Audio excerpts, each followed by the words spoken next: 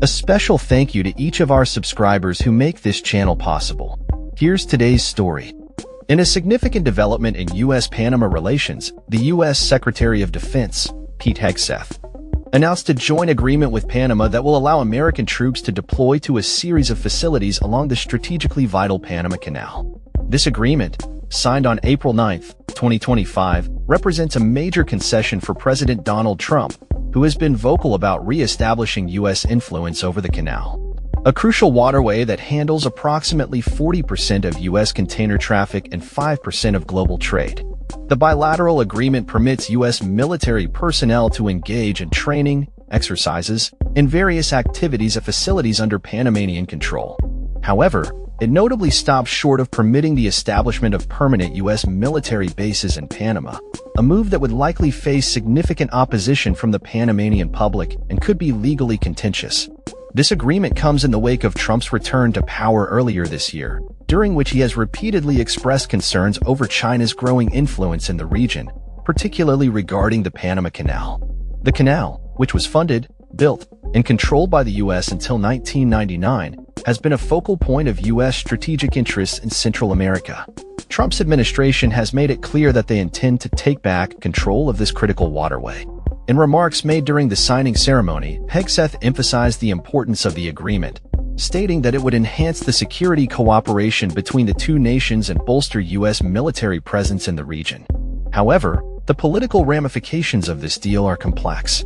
Panama's center-right leader, José Raúl Mulino, who was in Peru at the time of the signing, has expressed concerns about the potential for U.S. bases on Panamanian soil.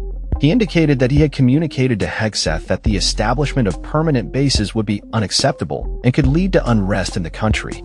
The agreement, referred to as a Memorandum of Understanding, acknowledges Panama's sovereignty and stipulates that any U.S. deployments will require Panamanian approval.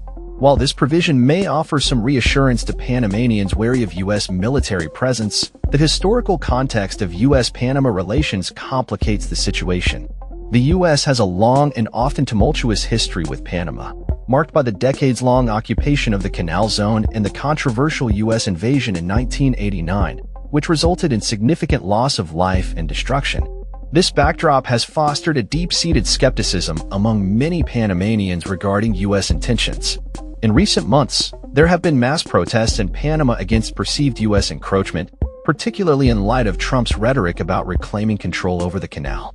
The agreement's timing coincides with heightened tensions surrounding the role of a Hong Kong-based company that has operated ports at either end of the canal for decades. Under pressure from the U.S. government, Panama has accused the Panama Ports Company of failing to fulfill its contractual obligations and has sought to have the firm exit the country. In a recent development, the parent company of the Panama Ports Company, C.K. Hutchison, announced a deal to sell 43 ports in 23 countries, including its 2 on the Panama Canal, to a consortium led by U.S. asset manager BlackRock for $19 billion. This transaction has prompted a furious response from Beijing, which has initiated an antitrust review of the deal.